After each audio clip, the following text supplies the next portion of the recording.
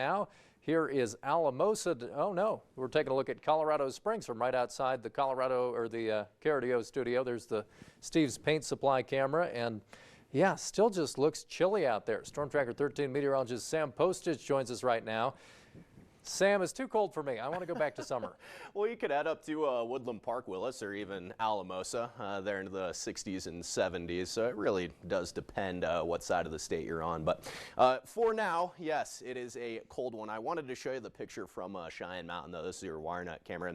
And Pikes Peak, just looking gorgeous off in the distance. And once you get above the layer of clouds down into the valley, very nice sunset out there.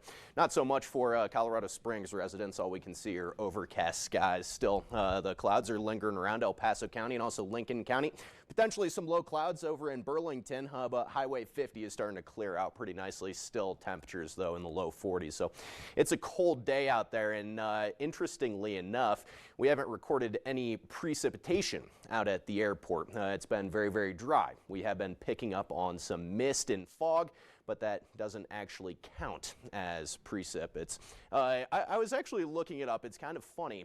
Fog and mist don't count as precipitation because the water droplets are suspended in the atmosphere. The water has to fall due to gravity for it to count for precipitation. Learn something new every day. I'm a meteorologist and didn't even know that. Here's your percentage of normal. It has just been bone dry in Colorado Springs. Pretty much all of Colorado is in this pretty extended drought. We haven't seen rain in about 29 or 30 days, if my count is right. 70 degrees in Salida, 71 in Alamosa. A little bit cooler across the eastern plains. With relative humidities in the mid-80s in Colorado Springs, I wouldn't anticipate any fog for us in the metro area, but the further north you get towards the Palmer Divide, place like Monument, even Woodman and Powers, like I was showing just a bit ago, could be seeing some patchy, dense fog out there. And Monarch Pass here gusting at 60 miles an hour. So yes, it's warmer up in Salida, but very, very windy. 25 miles an hour sustained in Alamosa. And our wind speeds in Colorado Springs only at 7 miles an hour, 3 miles an hour in Fort Carson, but that is making it feel just a touch cooler. 28 for our current wind chill. It's almost kind of funny considering yesterday we were in the 70s.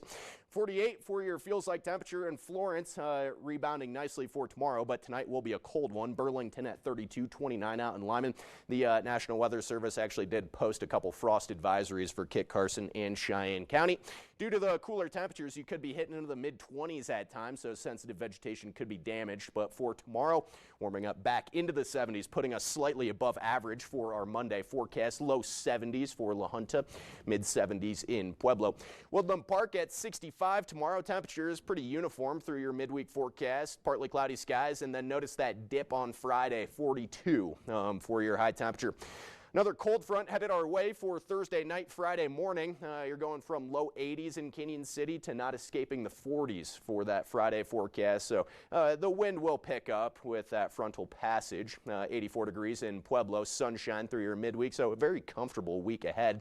Friday just cooling off, and then our next chance of a rain-snow mix, that's coming on Sunday. So hopefully we can break out of this drought.